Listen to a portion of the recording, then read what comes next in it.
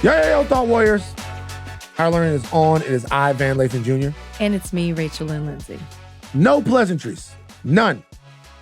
Because this Sunday, President Biden, the 81-year-old president of the United States of America, dropped out of the presidential race and endorsed Kamala Harris, his vice president, to take over as the Democratic nominee for president. Now, seismic decision reverberated all throughout culture, the political sphere. Rachel, what were your thoughts? Well, my first thought was Vanna's going to be feeling himself because he said that this was happening.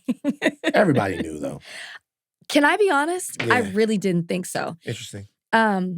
Maybe I was just being naive, maybe, I don't know, a little delusional, but I did think when he announced that he had COVID, that would have been a scapegoat for him to bow out or hand it over or drop out.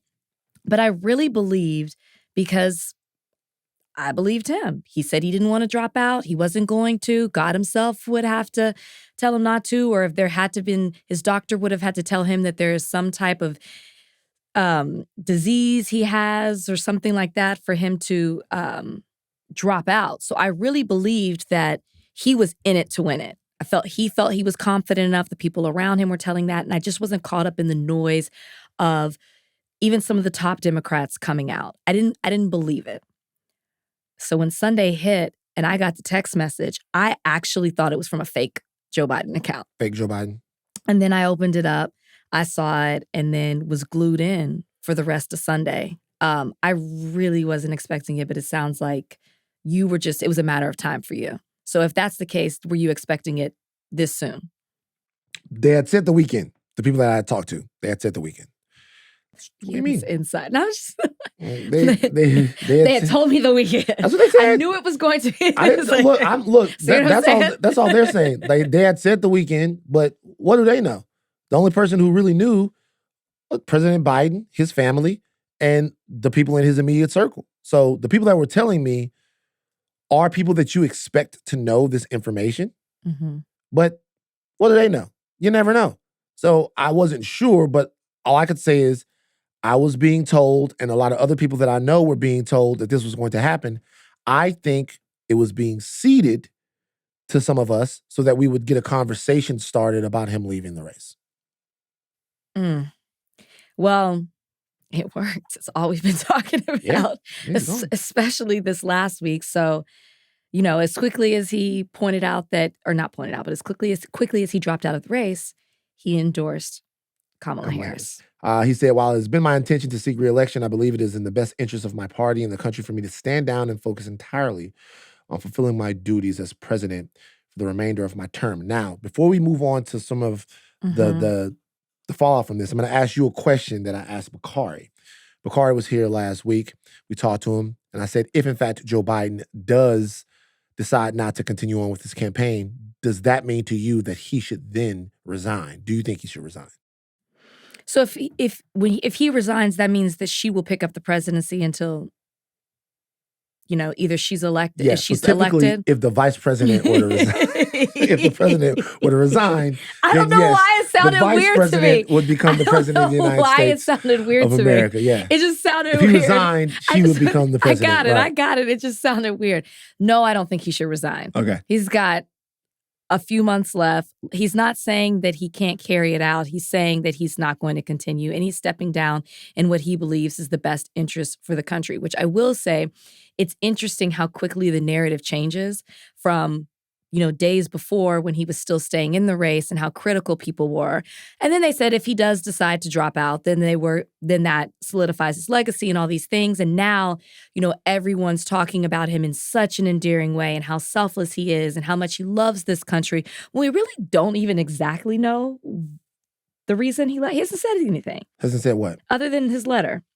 I mean, we haven't heard from him. Is what I'm saying. Right, but what would you expect the reason he would have been dropped out for? I think he might say that the doctor said something. He might say COVID really took a a hit on him and he just doesn't feel like if he gets sick, he can carry on. Maybe he's just like, I'm tired, I'm exhausted. Maybe it is that he was paying attention to the polling. Maybe it is he was paying attention to the donors. I'm curious as to what he will actually say.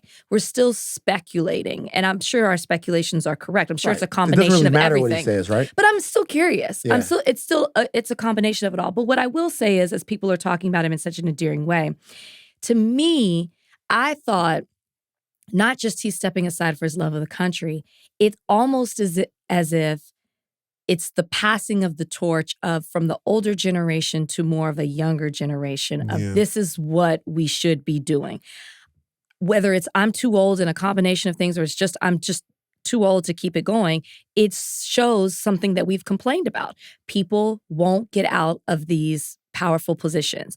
They wait till, they're too sick, they pass away, and he's stepping down before that happens when we've seen other Democrats as of recent not do that. So to me, Yeah. it symbolized the passing of the torch as well, which is what we should be doing. Younger people, more vibrant people, people that people can rally around and get excited about should be stepping into these roles. So they took the torch. Sure. Sure. Okay. Yes. They took the torch. They Sure. have been burned by the torch before. Okay. RBG took the torch and burned them up. You have other people that Man. died while they're in office. You have some older people out there. I even saw Rep Clyburn on CNN, and he was talking about how he was 84. I love Rep Clyburn. Love him. Hard not to love him. It's time to groom your replacement. I'd argue that Bakari Sellers should have been the heir apparent there in South Carolina for many, many years. And I personally think that as much as we love these people, these stalwarts of political life that have been with us for decades, that they oftentimes, like you said, hold on to power for too long and don't give us the second generation. Sure. Don't give us the Ted Jameses and the Bakari Sellers and the Jasmine Crockett's and all those people. Sometimes we don't get those people when we need them. I like Jasmine and the stuff that she's doing. Eddie Bernice almost held that job office till she was 90. She was 90. That's what I'm saying, But this was a taking of the torch. They took the torch from him. And I think that the reason why people haven't done very much waiting on him to speak about, why he's stepping aside is because it's pretty obvious. The donor class turned on him. There was a lot of pressure for him to move on. And I think at the end of the day, he did make a decision that was in the best interest of his country, but he also made a decision that's probably at this point in the best interest of himself and his legacy as well. Sure. For what he had to. Maybe he made it too late, but he made it with enough time for them to still mount some sort of a campaign with a new candidate. Now, I'll ask you this. If you don't want him to resign, what would you want him to do with the remaining months of his presidency? Well, we act like can't work. He's saying he doesn't want to go on for another 4 years. He's not saying that he can't finish out the rest of his presidency. I think that he could be there mentoring, whoever is next. I think he can close things out. I don't know if there's something that he can finish in the time that he has left, but why would we need him to resign over these next few months? It's literally about to be turned over to somebody else. Right. I personally just don't see the benefit of it. I think him staying there, and I know you said took the torch, and I will agree with you, but it'll look more of like a passing the torch should it be a Democrat that inherits the office after Joe Biden. I think that it looks good. It just doesn't make sense for me to resign unless somebody tells me that there is some type of cognitive issue where he cannot continue. Yeah. So I don't think she needs that. If she's the one who is chosen, I don't Yeah. think that she needs to step in as the president to solidify votes or people to rally around her. I think it would be better for her to have the incumbency of the presidency. Like Bakari said, I think it would be better. But I do think that if he's going to stay for these last months, then he needs to act like a lame duck president and really, really, really, really push across some things that he's still trying to do. If there are things that he could really still be aggressive about, then it'll do nothing but help her cause in those terms. If there are some things he could still really be aggressive about, there are some things he's not going to do, like we could talk about packing the court. He's not going to pack the court in his last months in office. He's not going to add 3 justices to the court. That's not going to happen. But knowing 2 things are true. One is that the political gamesmanship that's being played from the other side is happening in real time, meaning that the president would have had a win on the border. Obviously, we've talked about this before, if not a direct directive from Donald Trump to not have that happen. So knowing that he's still dealing with that obstructionist view of politics from the right, whatever he can do right now that looks good for the impending Kamala Harris campaign, if that's in fact what happens, then I think he should really try to be super aggressive in every fight that he has for the last 4 months that he's there, or the last 6 months that he's there, 6 months, whatever it is. And every ounce of energy that he has should be put into really setting up not just the next 4 years of a potential Democrat to be in the White House, but the next 10 years of the strategy and the energy of the Democratic Party. Because at this point, he's in a very interesting situation we haven't seen the president in for a long time. So I like to see an aggressive, like alive Biden administration, like go get a couple of things done, the things that they can get done. Yes. Obviously, there's some things they can't. And I think that the reason it's not also good for her to step in is because it is the Biden administration. And I want to see him see it through and that be the end of the Biden and the next person step in, hopefully a Democrat.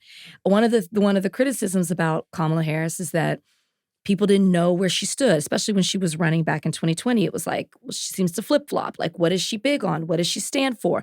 I think that to separate her really allows her the opportunity to say, this is what I want to run my campaign on. This is what I believe, rather than just sliding in under the Biden administration. Do you know what I mean? Well, it wouldn't be the Biden administration anymore. It wouldn't, but it would. I mean, if he resigns and she steps in, it's still carrying out what she's not going to have time to implement her policies, her agenda, what she wants to do. She's going to finish out the terms. Only a few months left. I'm saying, but she steps in but she campaigns with the incumbency of the president now. But do you see what a lot of criticism is like, what does Kamala represent? Who does she what does she stand for? What is she, what is her agenda? And I think that if he closes his out and she steps in, then you can see more of and I'm sure they bleed together in certain areas, but I just want to see her stand alone and do her own thing. Van Jones had something to say. He was very emotional. Play a little bit of what Van Jones said on CNN when Biden dropped out of the race.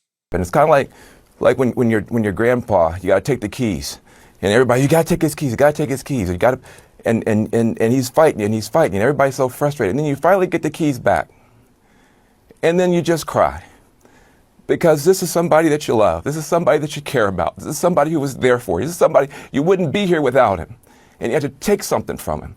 Now, this is not, look, politics is politics, but this is a human moment for one of the great humans in America. This is a huge moment for him, for his family, for all of us who love him, for all of us who wanted him to get across the finish line. But if you're a young person watching this is leadership. This is patriotism. This is what it means to put the country first, and put the party first, and put the cause first.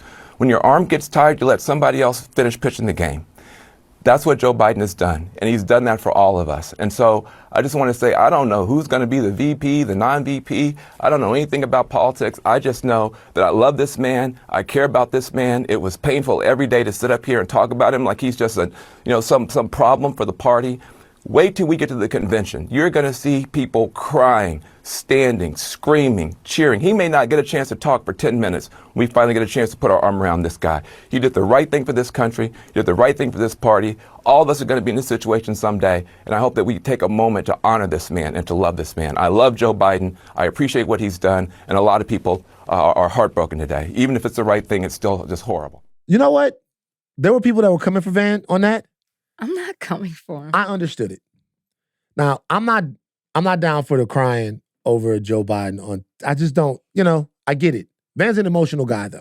Clearly. But I understood what he was talking about. Like the moment to where I remember me and my mom were in the car one time, and it was her grandfather, my great grandfather, Reverend Q.T. Ellis, was driving. That is a reverend name. Reverend Q.T. Ellis. He was driving, and we passed by. We drove by. Went, hey, Reverend Ellis, how you doing, grandfather? Whatever. And he obviously didn't know who we were. Mm-hmm. And my mom stopped the car, literally stopped the car, and then she got out when she saw a time to be able to get him off the side of the road, stopped the car and went over to the thing and talked to him and was in the car window and stuff. And when she came back, she had his keys. And my mom was like, I don't think Rev Nell's nowhere yet. You don't know what's going on. Mm. And it's sad. Mm-hmm. Like, it's sad to know someone, he had 10 churches all over. It's sad. So coming to terms with Joe Biden's political mortality for people who love Joe Biden means that you have to come to terms with Joe Biden's actual mortality, and you have to look back on the history of him as a politician, as a statesman. Now, if you're asking Van Lathan and not Van Jones, that's far from a spotless history. Far from a spotless history. Not even close to it. I can make a very viable argument, and probably a really important argument, that there's some real damage done there. But it's also a political history that over the last portion of it, you see someone who is at least tried or attempted to come to terms with his past politics, the changing landscape of America, and what he feels like is good for people in this particular current era. Joe Biden is not, to me, the clean example of American political movement or thought. There's some bad ideas in there. There's some bad stances in there, some bad votes, some bad affiliations, all of that stuff. Some really abhorrent, terrible things said over the course of his career. But there was also, an argument to be made that when America needed Joe Biden to stand up for a force that was destabilizing and an existential threat, that he did that. Yeah. And continued to make more mistakes when he was in office, if you're asking me in terms of the war in Gaza, the genocide of the Palestinian people, and all of those things. It's a mixed bag no matter how you look at it. But you have to give him credit for stopping 4 years of Donald Trump and continuing to fight against that vision and version of America. Sure. I think also, I like you. I laugh. I was giggling a little bit when we were playing the Van Jones clip. I'm not one to criticize his emotion at all. I don't know why, it just made me laugh. But I don't know Joe Biden, so I don't have the same emotional connection. But what I'll say is, if anything makes me sad, it is the way that it went down. After the debate, it seems like he really tried to prove to people that he can still do it. He's still got it. And he was just being attacked from all angles, from people I'm sure who, he's mentored, who he's respected. And it just seemed everybody turned on him. And if you really want me to be honest, I think that he bowed out because he just felt defeated. I don't think he had any more fight left in him, whether it is because of the donors, whether it is because he was getting pressure from past presidents or, top Dem leaders. It just is sad to me the way it went. He had to go out, like you said, the torch was taken from him. That to me is if we're looking at him like a sad grandpa, then it's sad to me that we had to put him out to pasture. You almost had to put him down. That's how it feels. That's sad to me. Put him down? That's what it feels like. It reminds me of another Joe Frazier. My dad used to talk about put him down. Is that what made he didn't put Joe Frazier down. My dad No, used to talk about the 3 Frazier Ali fights, and how Ali literally like beat boxing out of Joe Frazier. They had 3 fights. Obviously, Joe Frazier lost to George Foreman, but he didn't get off his stool, I think, in the 3rd fight. And the corner just went to Joe. He wanted to always beat Muhammad Ali in the ring. He had gotten the victory over him in the 1st fight. And so much of his career was measured against this one guy, this one dude. And they just told him while he was on his stool, they were like, it's over, Joe. Like, it's over. Like, that's it. Like, we don't want you to go out there and die trying to beat this guy. Yeah. You had a great career. It's over, Joe. That's it. And if you think about it too, yes, he made the final decision, but it's gotta be embarrassing, especially when you have the Republicans and Trump saying like I beat him so bad in the debate, he's gonna bow out of the race. Like he's done, he's old, he's all these things, and it makes it seem as if it was true. So I would imagine that his ego is hurt and he's a little embarrassed as well. Yeah, that's the sad part to me for him. Probably. I don't think he has anything to be ashamed of. He doesn't, Yeah. but I'm sure he is. All right, so where are we now? Where are things right now? We're in the scary, silly season, silly zone, because we kind of don't know who is running. As we speak here, Kamala Harris has already raised $75 million. People are excited. Are they? Well, we'll talk about that. I read yesterday that it was $46 million in one day. Mm-hmm. That's the most that's been raised in one day this entire year. That's small donor money coming in. This is from Act Blue. If that's the case, then that shows somewhat of excitement. Fair enough. Okay, we can get into it later, but it does. There's a couple of different visions on how this should go. Obama has endorsed an open nominating process. He wants her to go and earn it. The president has endorsed Kamala Harris. The Clintons have endorsed Kamala Harris. And a lot of her would-be contenders, Gavin Newsom, has endorsed Kamala Harris. Gretchen Whitmer has endorsed Kamala Harris. A lot of these people who people are looking at as these would be the people. Pete Buttigieg has endorsed Kamala Harris. A lot of these people have come out and said, hey, we want it to be her. There's a huge amount of money that's already in the coffers of the Biden-Harris campaign. And the momentum would be better served, according to those people, if there's a seamless transition from Joe Biden to Kamala Harris and they run their campaign. Sure. What do you think should happen? Open nominating system, open nominating process, like Obama is saying, or do we shift the focus to her, who her running mate might be, and get back on track? There was a big time argument in my group chat over this. And I'm interested to know what you think. Well, so my understanding is the way that would have to go down is if they do decide to fully endorse Kamala Harris, then there has to be that virtual vote before the convention in August, and they would name her the new nominee. If they do what Obama's suggesting, and I'm seeing other people and like who haven't said anything, who I think are more leaning to that, top Democrats, it would be the open convention where they have to run around and try to get delegates to vote one way or the other. It's like 68. Chaos. 68, there was chaos in 68, but there was a lot of chaos in 68 at the convention, not necessarily because of what was happening inside the convention itself. The 68 convention was chaotic in and of itself because of the massive protests that were outside of the convention.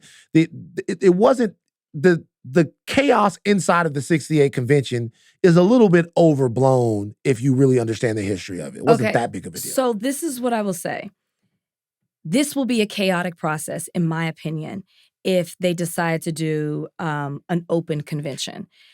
We have already, the Republicans, whether they lie, whether you disagree with them, whatever, they're in one accord.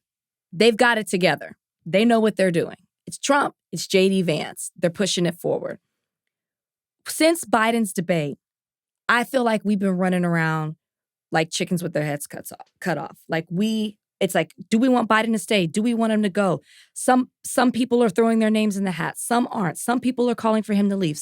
Some are not. Then Biden decides to step down. To me, to show that we are unified, and because he's endorsed it, I think the natural thing to do is to have this virtual vote and then name her the new nominee and present a unified front at the DNC. I think people would be entertained by watching the DNC where people are running around trying, we don't know what's going to happen. I think that it would be good TV. But to me, for public perception, I think that they need to show this unified front. And I think that they need to get behind Kamala Harris. And I think that's how things should be moving forward. I understand. It's something we brought up before. I understand wanting to have a mini primary. I understand wanting to have the open convention. I understand you wanting to make the people feel like they're more involved as far as nominating who is going to represent the Democratic Party. But I think that, and Kamala says she wants to earn and win it. I think, to me, where we are right now and where we stand, this is what we need, a virtual vote. So I think there are probably a lot of reasons that President Obama said what he said. I don't think that it demonstrates any lack of faith in Kamala Harris. I don't either. But I do think that there are some political reasons that he said what he said, and he does want to maybe take a wait and see approach on the excitement that the announcement of Kamala Harris creates on the left within the party. And just how afraid the other side of her is. He wants to be a little bit more cautious about that.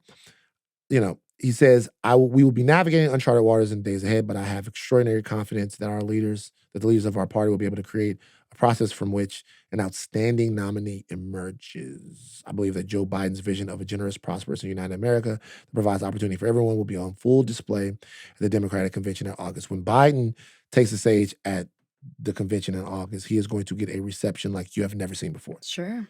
Because a lot of people think that this is probably the most important things he's ever done in his political career. Now, it could have come earlier for a lot of people, but a lot of people think him stepping aside right now shows that he actually has put country above his own political career, like you said. I don't quite believe that. I think they took it from him. But whichever way, to your point, he still had to make the decision himself to step aside.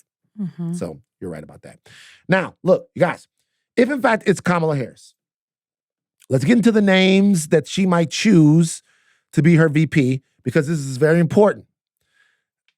In an election that's going to be this close and contested, a lot of people are saying you want a VP that appeals to some of the places that Kamala Harris will not appeal to, particularly a white man VP.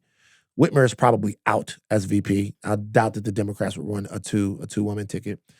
And you want someone who can deliver a swing state. Right. Or helps you in the swing state. So that really narrows it down. That really narrows it down. So the reality here is, of the real people that we're looking at, I think that there are a couple of people, and I'll tell you, maybe you think there's some people as well. One is Governor Roy Cooper, who's the governor of North Carolina. Trump narrowly won North Carolina in 20 and then 16. Has 16 electoral votes there in North Carolina. Now, there are some that say, even if you got Cooper, winning North Carolina is going to be a chore for the Democrats. But Cooper is well liked. He's vetoed Republican bills on abortion and guns and has very strong approval ratings overall. Let's look at some of the approval ratings of Roy Kupstanika. Do you know who No. That's no, his nickname. No. Kupstanika. No. Roy Kupstanika. Shout out to Hypnotized Mind Camp. Do you know who Kupstanika is? Oh. Kupstanika. But that's not what, is that his nickname? Kupstanika. Do y'all I've know never who heard that of- is? Y'all I've know never who heard- Kupstanika is? Kupstanika. Y'all don't know. Y'all Never really, heard. what did y'all listen to? See, that's the problem. Van acts like if he listens to it, then everybody should have been listening to it. Kupstanika. Hold on. Here he is right here. can't even spell his name. not how you think. Koopsta. Damn, Koopsta passed away. But we knew that. I forgot. See? Oh, I thought everybody knew that he passed away. That's how you would be. Yeah, but you don't. But why aren't you don't listen to him? Hanging around with Koopsta. No, I mean, I listen to some 3 6 Mafia. We've been through this. All Hypnotized Minds. So I'm looking at some approval ratings for Roy here, and they don't seem to have them, and I'm not going to search through 538 for them. Rachel, who are some other people that they're talking about as a potential running mate for her? Mark Kelly. Big name. I like him. Senator Mark Kelly. Astronaut, scientist. It's a swing state. Did you say what state he's from? Oh, sorry, Arizona. Mm-hmm. Sorry, Arizona, swing state, 11 electoral votes there. I think I saw Bakari say that that's who he thinks too should be the name. A lot of people are pushing him real hard. A lot of people are, but I still think that there are other good candidates too. Yeah. I mean. So you have Mark Kelly, and then you also have Andy Beshear, who is the governor of Kentucky. That's the interesting one to me. You like him? Well, I like that he's already coming at J.D. Vance. Not that that's all what it should be based off of, but he's a governor, he's a Democrat, and he's won in a red state twice. Mm-hmm. So like that shows that he is able to have that kind of appeal. Plus, he's been very critical of J.D. Vance in the way that J.D. has painted, do you say Kentuckians? Kentuckians? Kentuckians? The people from Kentucky. And so I kind of want to see this matchup of, I'm from where you're from. I know the language that you speak. I kind of want to see them go head to head. And he obviously can appeal to another side. So he's interesting to me. Then there's Governor Josh Shapiro, who's the governor of Pennsylvania, who everyone seems to love. Battleground state there in Pennsylvania, 19 electoral votes. Going to be a very, very important state. Biden won in 20. Mm-hmm. Hillary lost it in 16. And Josh Shapiro is one of the gentlemen that's looked at as the future of the party. Interesting. I've been hearing everybody talk about Shapiro, mm-hmm. how much they love Shapiro. And it seems as if for him, there's a massive opportunity in the next 2 or 3 years, irregardless of whether or not, is irregardless a word? Yeah, it is, right? Is it? I saw a shaking of the head. I don't think irregardless is a word. Regardless of whether or not he ends up being the VP pick or not, he's a major player in the party for the next couple of years on a national basis. He's a moderate Democrat who's negotiated bipartisan deals when he was in the state legislature and also known as his work as Attorney General. He secured settlements for victims of sexual abuse in the Catholic Diocese. He's also been a very vocal supporter of Israel amid the country's devastating military offensive in Gaza following the brutal October 7th attack of Hamas. So he's a dyed-in-the-wool pro-Israel guy there, along with Fetterman up there in Pennsylvania. See if maybe that has some sort of effect on people's perception of him on a national level. Mm-hmm. Vice President Harris has attempted to strike a more tougher tone on Israel than the overall administration has. That could be a good cop, bad cop situation. You think that maybe it is? I don't know if she said immediate ceasefire, but then also said they have the right to defend themselves. Right. So that's a little walk in the line.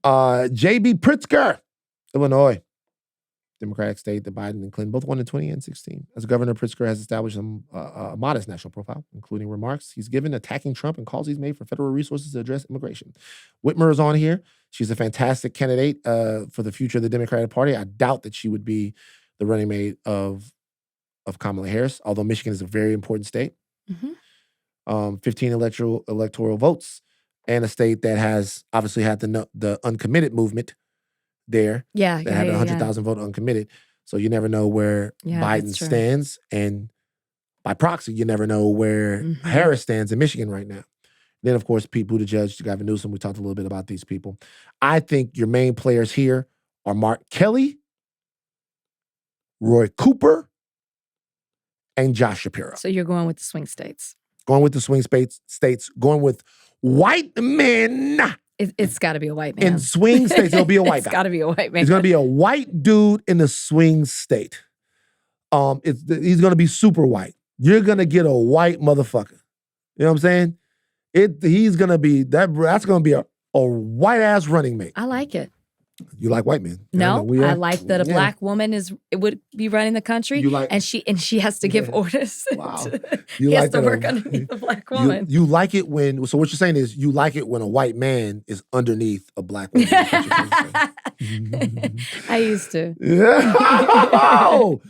Let's talk about Kamala Harris and the reaction here. I'm gonna have a serious moment right here real quick. And the first thing I'm going to attempt to do, and I always get it wrong when I do this, the first thing I'm going to attempt to do is have a conversation with black women. Don't mansplain now. I'm not going to mansplain. I'm not going to Okay. mansplain. I think that I've seen something in the response to Kamala Harris being nominated that is deeply moving. I'm not saying I don't see it all the time, but I've seen the pain of black women. Mhm. I saw Scotty Beam tweet something. And Scotty Beam is one of the most unafraid people I think I've ever seen. Scotty not afraid of shit, or at least she doesn't seem afraid of shit. I'm not saying that she's afraid now, but I saw her send a very impassioned tweet warning black women, or not necessarily warning them because it was done in love, talking about what the next some odd months would feel like as Kamala Harris is attacked. As she's attacked for being black, as she's attacked for being a woman, as she's attacked and her relationships are brought into question. Mhm. Her strength is brought into question. Her intelligence is brought into question. Her capability and her qualifications are brought into question. And what that is going to feel like for a lot of the black women out there watching that and going through that, who've had that same experience in their lives, right? And it was very human. And I stopped to think for a second about why some of the reaction I've seen to her being nominated is what it is. Because what I've heard was there's no way that America will elect a black woman. And America doesn't see black women as valuable enough to occupy the highest office in the land. And this is a possibility that can happen. This is something that we don't see in our country. We don't see our experience and who we are. We don't see that valued. Mhm. And it's profound. It's profound because in a moment, the reality of things, the feelings that surround that reality are overshadowing an unbelievable opportunity. And it's not a lie. It's real. Mhm. And the pain that must be associated with that is awesome. That must be a tremendous burden to carry. As a black man, I understand that I'm in danger, but there's not much in America I don't think that I can do. There's not much in America, and I'm not saying this is all black ladies that feel this way, because it's definitely not. And the internet is a smaller place than we sometimes give it credit for being. But for the ones that do feel that way, I've still seen it, right? I've still seen a black man run the country. You know, not many, not all the time, not as much as we should. I know that I'm not saying that, we've eclipsed the need for us to have conversations about race or where we stand in this country, because I still see black men massacred by the police. I still see black men incarcerated at disproportionate rates. I still see the reality of what we are, but I've also seen something else. And in a lot of cases, black women haven't seen it. But we have to believe it right now. We have to. Like, we have to believe it. Like, we think that America is about who you win with. It's not. America is about who you're allowed to lose with. If you make a hire and it's a young white guy, Mm-hmm. a straight white male, and it takes him a little bit longer to get it, he's not living up to it. He's not getting it. Well, you got a bad one. You got a bad one. All right? If you have to let him go or you have to put him on a tighter leash, is looked at as investing into something that has been, to mainstream America, typically fruitful, which is the straight white male. Mm-hmm. They're the geniuses that built it all. They're the most stable people. They're the ones that in this country, if you want a good return into, you put something into them. But see, if you hire a black person and they don't work out, then they fire you. Right? If you hire a black person and they don't get it, if you hire a black person and they lose it for you, if you hire a black person, then the question starts to be, well, why'd you put a nigger in there? What'd you think was going to happen? Like, why'd you woke it up? Why'd you DEI it up? Why not go for the best person for the job? I get that white people feel that way. Mm-hmm. It's profound to know that black people feel that way. It's profound to know that black people look at someone that's black, that's going for something, and would rather lose with a white person, because Biden was losing polling, the exact same polling, we're looking at it. Biden was losing, right? A lot of these other people that you're looking at right now are neophytes to this entire situation. They're brand new. The work that you would have to do to get Kamala Harris across the finish line is the same work that you'd have to do to get them across the finish line. But the fear about the ceiling that's put on her, the realistic fear about the ceiling that's put on her, was so paralyzing to so many people that they could not imagine a situation where she would be the president. I don't care if she wins or if she loses, that's got to die. Sure. Like, you can't do it that way. You can't in one breath want freedom, equity, and equality, and then believe that the only way that you can get that is that if a white man represents you for it. You can't do that. At some point, you have to look in the mirror and say, we're good enough, we're gonna go get it.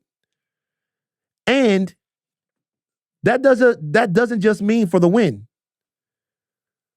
Like, losing together is as important as winning together.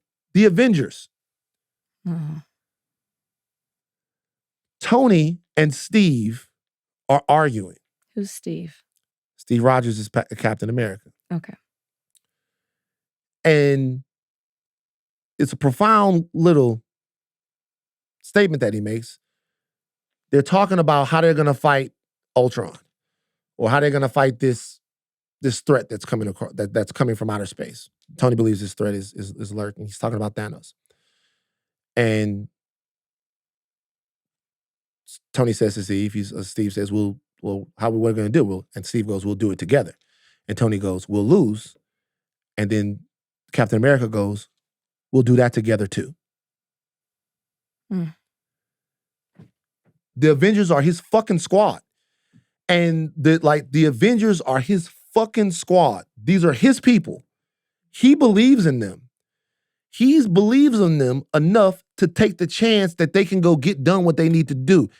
He can win with them, and he has won with them, and he believes he will win with them, but he also believes in them enough to know that he could also lose with them, but this is the best that they've got, and he's going out there to get it.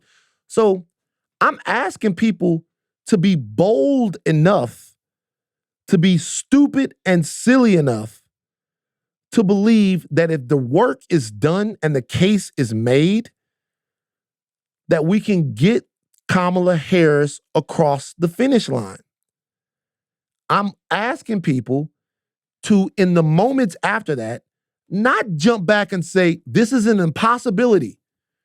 This is something that can't happen. To say, all right, what's the goal? Let's get to it. Let's make the case. Let's prosecute the case. Let's dare to believe in the power that we have. And if we're wrong, we're wrong. But nothing is going to be done. Nothing is going to be accomplished. Nothing is going to be gained if we look in a mirror and say, we've already lost. I guess I'm not seeing that sentiment. Oh, I saw it everywhere. I tried to stay off Twitter. Yeah. I didn't see the sentiment of, oh, we've already lost. I have seen the sentiment, and I've said this myself, that I fear that people won't rally around her. It doesn't mean, and so when I have said that, or I've seen other people say that, or maybe somebody has a fear of what she's going to have to go through, or be subjected to as a Black woman, because it's two folds there. I don't think that those people, at least for myself, I'll speak and say that I don't think she can do it. I just know that it's, or that it's not even that she can't do it. It's that it's not like I am not going to support her and rally around her, I guess is my thing. But I fear that, particularly when they were asking for Joe Biden to step down. This is before Joe Biden stepped down. And it was like, well, I felt like Biden would fare better against Trump in this situation. I saw people rallying around him as the incumbent for whatever it could be being a white male. I saw people rallying around him to beat Trump more than I did for him to step down and Kamala Harris at the time. Now he has stepped down. So this is who I believe is the best person. Do I fear people won't rally around her? Yes. And I think a lot of people have that sentiment. But I've also seen that just because they fear that, I think that motivates them even more to wrap their arms around her campaign and push her forward. I think that one factor that is not calculated in something that you're saying is that it's also the fear of Trump.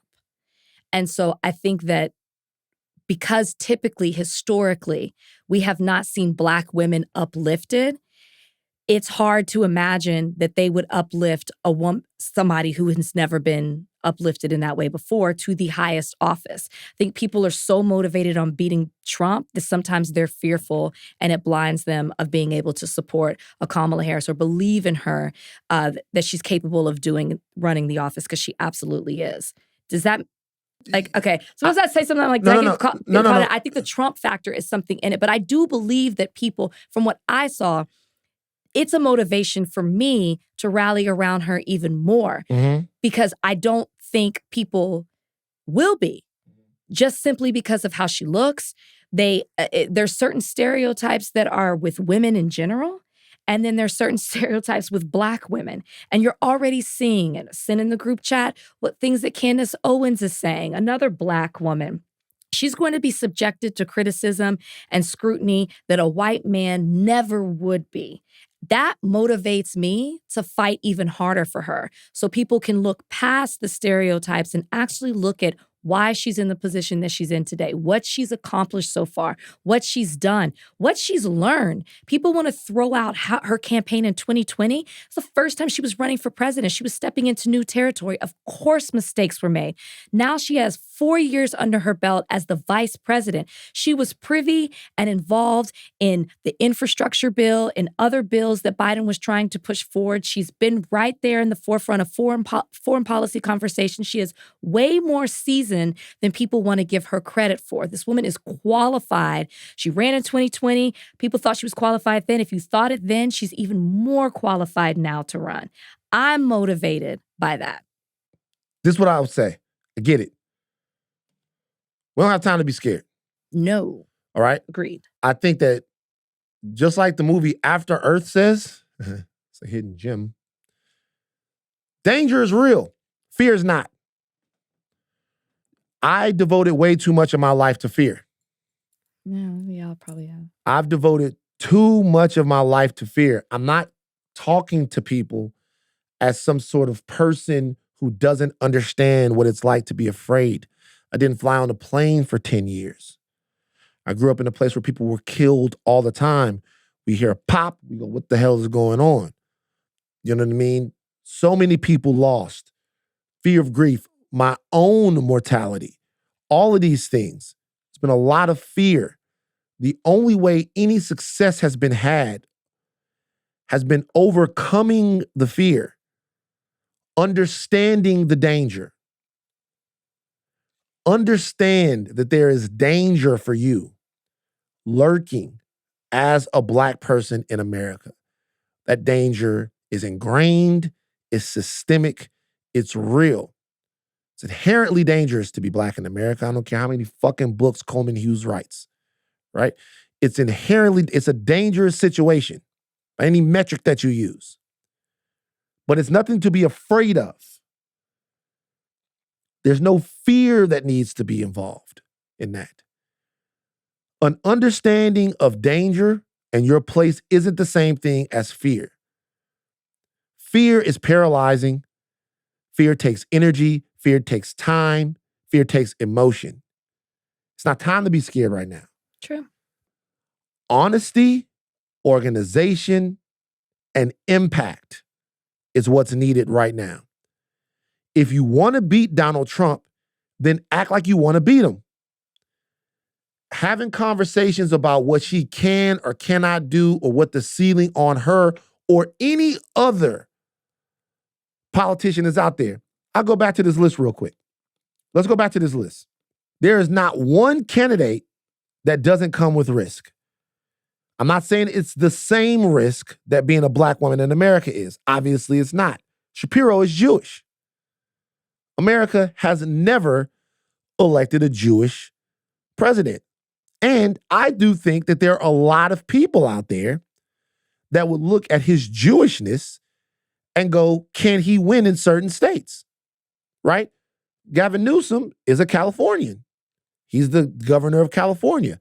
I said I liked Gavin Newsom on this podcast months ago, and people talked about just how vulnerable a candidate Gavin Newsom is because of the reputation of California naturally right now in some swing states. I would argue, in some of the other places, I would argue right now, California has the 5th largest economy in the world.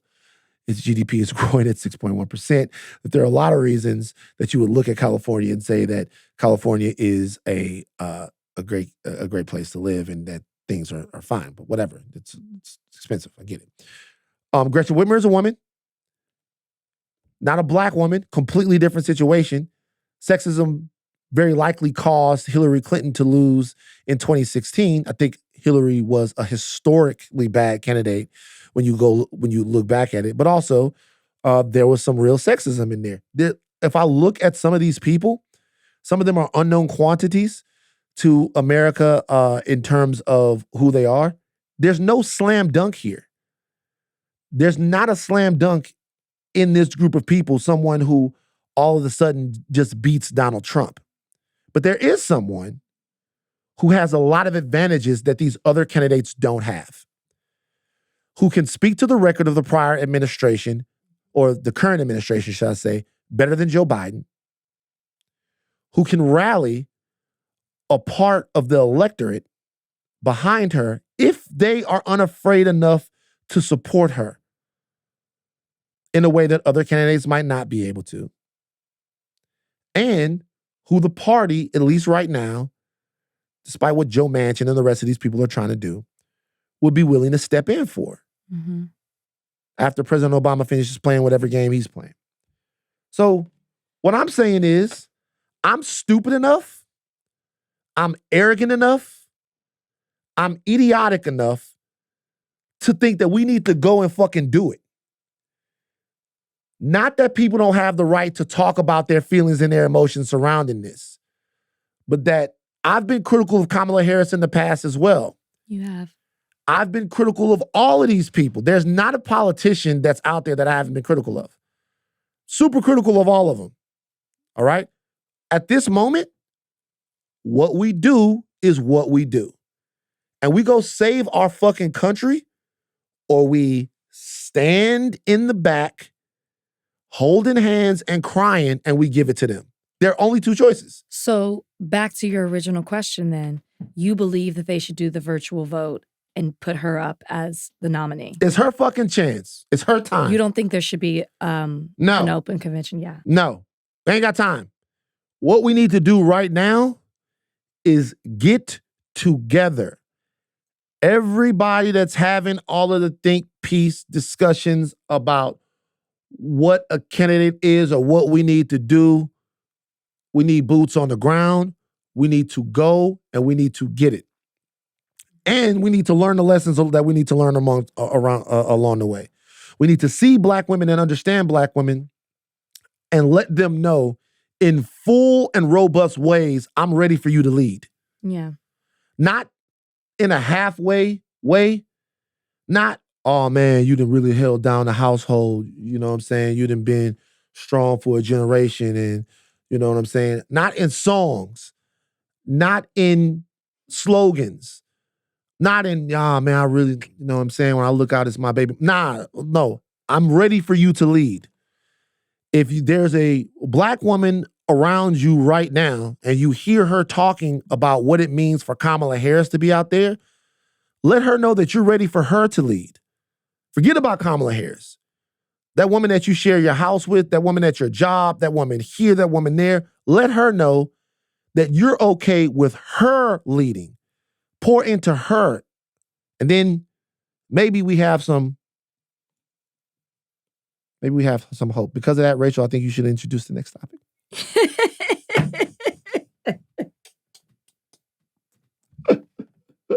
Are you gonna let me lead? You gonna let me lead? Which topic are we doing? See what I'm saying? Which one do you want to do? Lead. No, let's do Team USA. That's enough. Oh, like one more thing I say. I'm gonna ask you: will Kamala Harris beat Donald Trump? Yes. We're going. We have to say to that. win. No. We have to. No. We have. We're going to win. That's what I'm saying. Y'all want to manifest all these other things in your life, speak things into existence. We have to not just say it. Yesterday, text messages were going around to women to gather on a Zoom call. 44,000 people showed up on a Zoom to show their support and back up Kamala Harris. Like, that's the kind of energy that we need. I do think people are excited in a way that I underestimated. I just want to say that because I've been very much so like, if Biden says he's doing it, he's doing it. He's out. So now I'm standing behind Kamala Harris. People seem to be reinvigorated into this race. Like, what could be? They're excited about the next debate. They're excited to hear what Kamala Harris's ideas are to lead this country into the next phase. I'm excited about that too. She will win, and we will rally behind her. We did. Let's get it. So the next topic. We actually were able to watch, the fourth quarter of this together? Yeah. You and Kalika came over this weekend? Team USA versus South Sudan. Now, I have to tell you, Van was upset. Van walked into the house and was like, what the hell is Team USA doing? At the half, they were down 14 points. I think it was or at one point, it was 58-44. They were definitely down at the half. Team USA, they're doing their thing. They're trying to get their 5th straight gold medal, but it's not looking too hot right now. South Sudan took them to town to the last second. 8 seconds left. LeBron James goes in, seals the deal, gets the layup. They win by 1 point, 101-100. Are you confident in Team USA? I mean, while you were watching, you basically were saying they look like trash. Yeah, they look terrible. Do they look terrible for one game, or are they just terrible together? I mean, they're 4-0. So this is what I would say. Number one, I watched the whole game when they played Canada. Canada has a lot of NBA guys on the team. Actually, name recognition, Canada is pretty impressive team. They were able to pull it out, the whole 9. The problems with Team USA that I see are very odd problems for a basketball team like this to have. Okay. They have problems getting easy buckets. That's weird. for a Team USA team. They have a problem getting easy buckets. They have problem guarding guys on a one-on-one. In that fucking last shot scenario that South Sudan had, and we should say South Sudan has some NBA guys on their team too, and they're led by some Royale Ivy, Royale Texas UT's own. Yeah, and Luol Deng goes over there. That last shot, that nigga fucked over Drew Holiday. Where's this nigga at? Like, I ain't seen nobody pop out, bang. Like, he destroyed Drew. And they were getting pretty much what they wanted, South Sudan. Like, the shots that they wanted, they were pretty much getting whatever shot they wanted. Yeah. And the United States, it seemed to me, had a lot of problems generating shots that were good or shots that you felt like, okay, that's a good look after all. It's just, they seemed fucked. Yeah, they were like, we were watching that last quarter. They were throwing up shots. I mean, I made the comment at one point. I was like, it feels like they're playing in an NBA All-Star game. Right. They just didn't seem to be playing on both sides of the ball. And I think South Sudan came in there ready to go, ready to make their mark. I mean, they got our attention for sure. Now, I think they'll be fine. I think they probably just came in and underestimated. well, Kevin Durant didn't play in this game. Right. And so if Kevin Durant is on the floor, that's the easiest score in the history of the league. No one scores as easy as Kevin Durant. Like Kobe, well, to me, was just the most devastating Kobe. You know, this is Kobe. Whenever I think about Kobe, I think, eat. What is that? That's Kobe. Eat, boom. Kobe was the man, bro. It was, but That's the Kobe sound. That's what Kobe would do to you. You've literally given 5 sounds. That's the Kobe had a bag, man. Kobe was bing. Is Kobe. that what plays in your head when you would watch him play? But he could also pass. So Kobe was a great passer. He just didn't like to pass. So you know how Magic Johnson would hit you with the hee. That's what Magic says. Kobe would hit you with the ooh. That's Kobe. Kevin Durant is like, it's like easy like Sunday morning. Yeah. Like KD can whatever he wants. He's smooth. And so in that situation, when you have a guy like that, that's back on the team, I feel like that's going to open things up a little bit easier because down the stretch there, they just needed to get a couple of easy buckets. LeBron got to the basket pretty easily and scored. And so I think that they'll be okay. But it was difficult to watch them play so discombobulated on both offense and defense. They gave up 100 points. They gave up 100 points. Offense and defense to South Sudan. It was just it was odd. And if this team loses, so America lost in 2004. Mm-hmm. But you have to look at the makeup of the team. Okay, if you go back, Iverson was on the team. I think Tim Duncan was on his team, but D-Wade was young, LeBron was young. It's a different type of team, right? And international basketball was also getting to a point where Argentina and all these different places were really good. But we haven't had a dream team-esque squad with the very best players in the league lose. Mm-hmm. Mm-hmm. So if they lose, that would be it. This would be one. This would be like, this is when, you have your all-NBA guys, your Stephs, your Durants. Now, be honest with you, a lot of these all-NBA guys that were on the team, all-NBA teams last year were international guys. So the best player in your game is Nikola Jokic. Then you have guys like motherfucking Wemby. Then you have guys like motherfucking Giannis. You have guys like motherfucking the guy who was in the finals on the other side of the goddamn Celtics was Luka. Now, these guys are from some other place. And then you have your African guys coming in, your Canadian guys. It's different. Like, I mean, this is where things are headed. Yeah, if the team wins in 24, they might be fucked in 28. Yeah. You never. You I mean, know. look at the draft. Yeah, the draft. First 2 players, not here. It's different. But that's what they want. They want the game to be international. This is the result of it. WNBA All-Star game was fucking fantastic as well. the women, the Olympic team lost. I love that setup.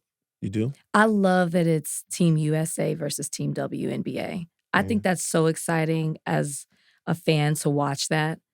And like, I don't know. Did you watch the game? I was at a birthday party. Yeah, see what I'm saying? You know, Rachel. You were supposed to be there. Rachel, you talk a good game about the WNBA, but you are not a supporter. You guys, he of tried the to do league. this to me off mic too. Don't do this It's to me. facts. It's don't do this to me. You didn't. Why don't you support the league? Because I was supporting my friend instead. I'm a better friend than you. What? You didn't come. It was Jomi's birthday. There's actual evidence of you sleeping on the couch. It was Jomi's birthday. Oh, I got a really cute picture of you and Copper, by the way, too. That's my man. No, you were asleep on the couch. I went to support my friend. She just happened to have her birthday right in the middle of the game, but it's not like I didn't read about the game, okay? It's not like I ignored it. She just didn't help it at all.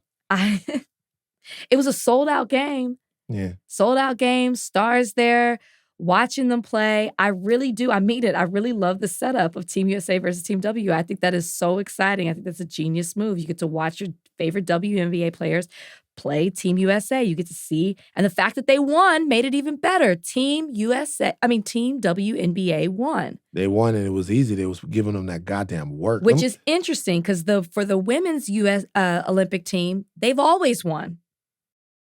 I personally think, honestly, not the All-Star game. I'm saying the Olympics. I personally think that was a way for some of the players like Enrique and some other people that didn't make the team to like give them the fucking business.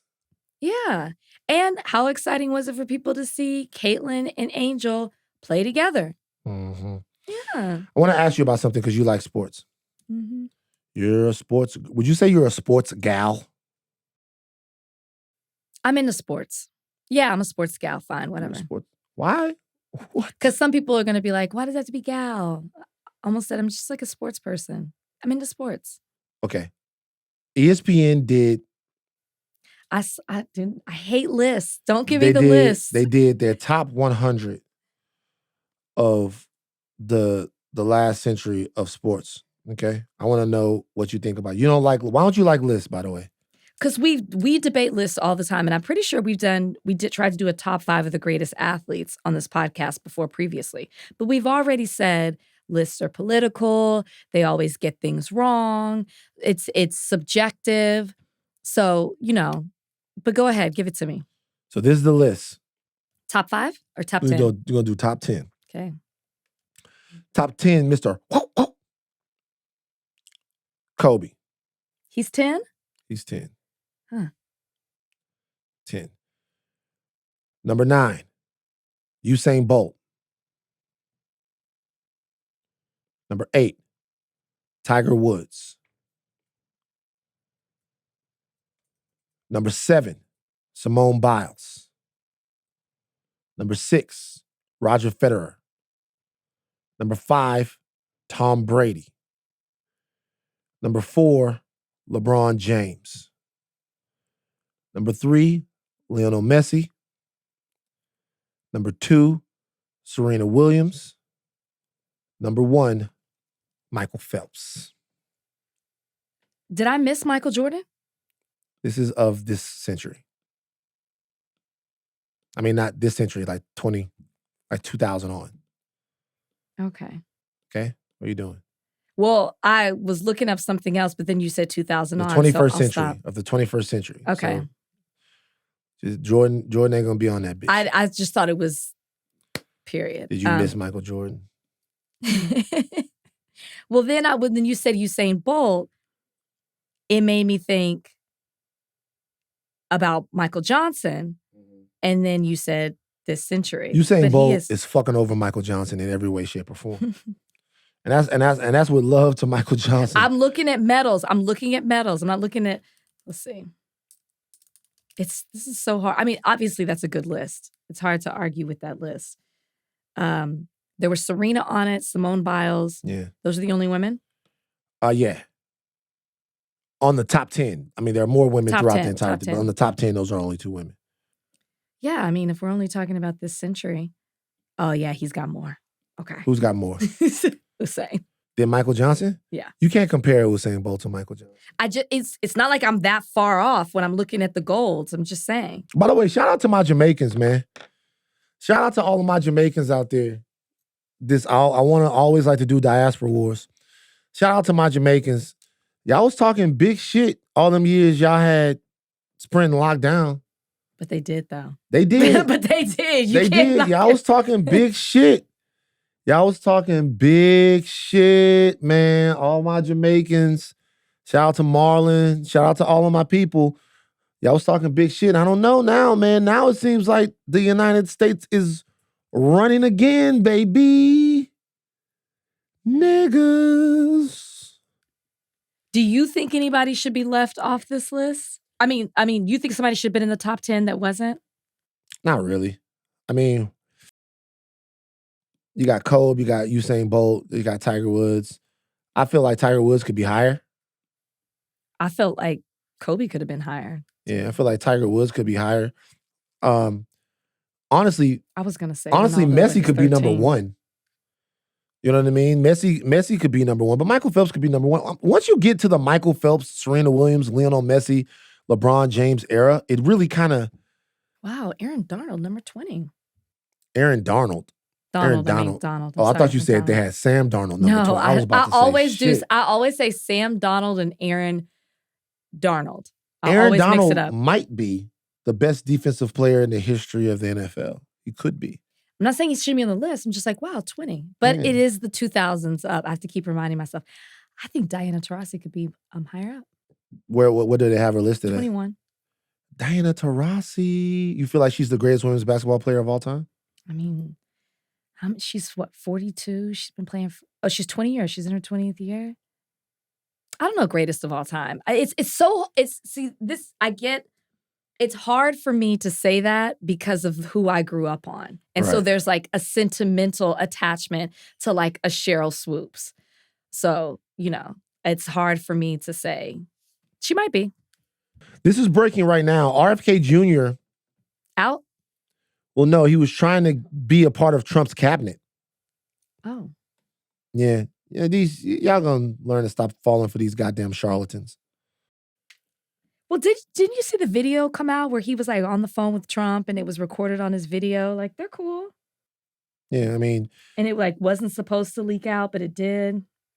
independent presidential candidate Robert F. Kennedy Jr. held talks this month with former President Trump about endorsing his campaign and taking a job in the second Trump administration, overseeing the portfolio of health and medical issues, Oh no. according to 4 people familiar with the matter. The discussions, which began hours after the attempted assassination of Trump at a rally on July 13th, didn't result in an agreement amid concerns that Trump's orbit about the complications about promising Trump's orbit, amid concerns in Trump's orbit, should I say, about the complications about promising a job in exchange for political endorsement, according to the people who spoke on the condition of anonymity to describe private conversations. A lot of bullshit going Not on right here. health. Hell, RFK.